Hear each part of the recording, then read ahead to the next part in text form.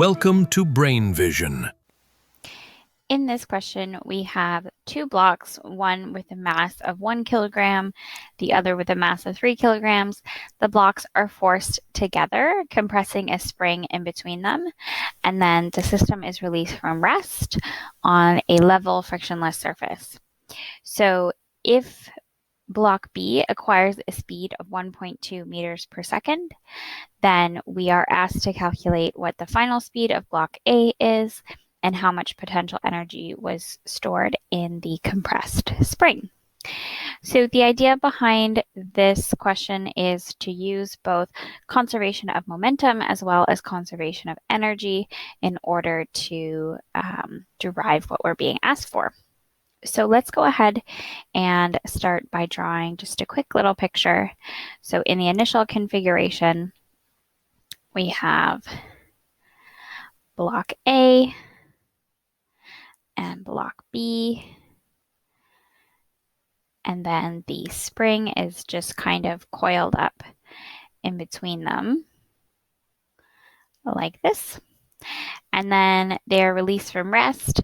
After they're released, block B travels with a speed of 3.6 meters per second, and we need to find out the speed of block A.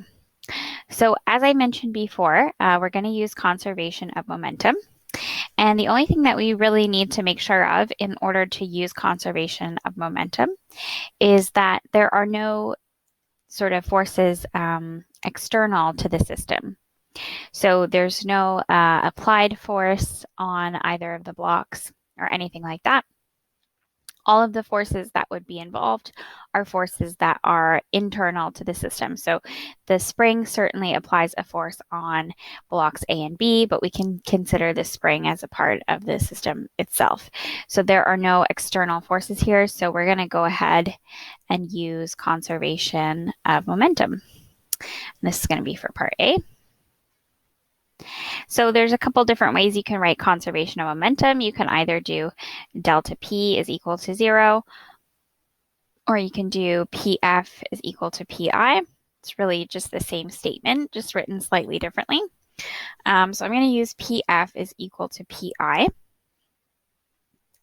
Now for the initial momentum, that's going to be equal to 0 because the system is starting from rest. So this is going to be equal to 0. And then the final momentum will be composed of the momentum from block A plus the momentum from block B. So the momentum from block A is going to be MA VA, and the momentum from block B will be MB VB, and that's going to be equal to 0. And then VA is what we're trying to find. So we'll go ahead and take the MBVB to the other side and divide by MA, and that will solve for VA for us. Okay, so then we'll just plug in our knowns. So we've got 3 kilograms, 1.2 meters per second, and that's all going to be divided by 1 kilogram for the mass of block A. So once you follow that calculation through, you're going to get a speed of negative 3.6 meters per second.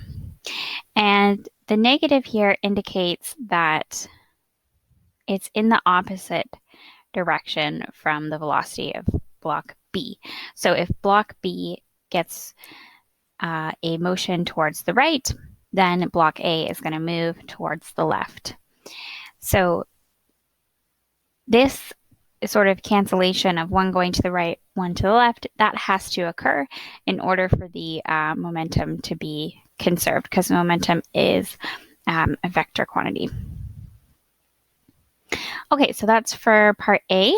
And then for part B, we're asked to find the potential energy that was stored in the compressed spring. So as I mentioned earlier, we're going to be using conservation of energy for this. And I know I can use conservation of energy because there's no non-conservative forces present. So mainly the surface that the blocks are on is frictionless. So we know there's not going to be any energy losses from that. So we're going to be able to assume that energy is conserved. So just like momentum, we can write that in a couple different ways, many different forms in which this equation can be written, as well as EF is equal to EI. So since it's asking for the energy that was stored in the compressed spring, I'm just going to use delta U is equal to minus delta K. It doesn't really matter. It's just a little bit more convenient for this particular situation.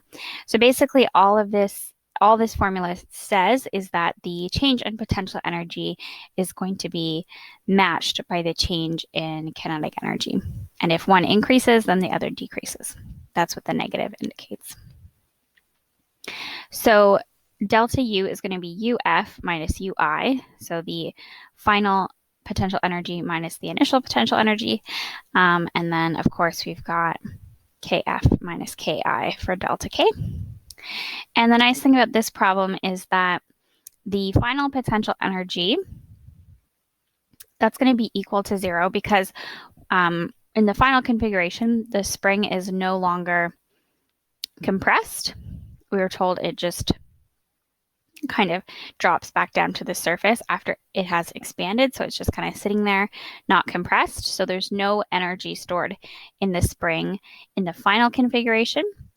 And then we can also say that the initial kinetic energy is equal to 0 because the system, nothing is moving in the system prior to the start of the motion here. So we're going to go ahead and put those in as zeros.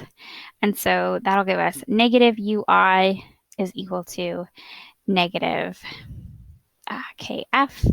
And so we can just take the negatives out. So the potential energy that was stored in the spring will be just equal to the kinetic energy that the system has in its final state. So all we need to do is just calculate a kinetic energy for block A as well as block B. And that's going to be calculated using 1/2 mv squared.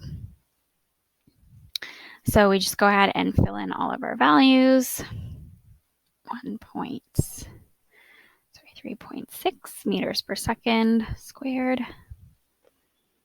And the mass of B times the velocity of B squared.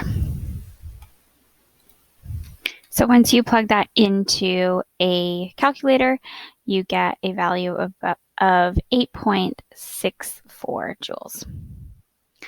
So that is the initial potential energy of the system, or the energy that is stored in the compressed spring before the blocks are released. So this is our final answer here.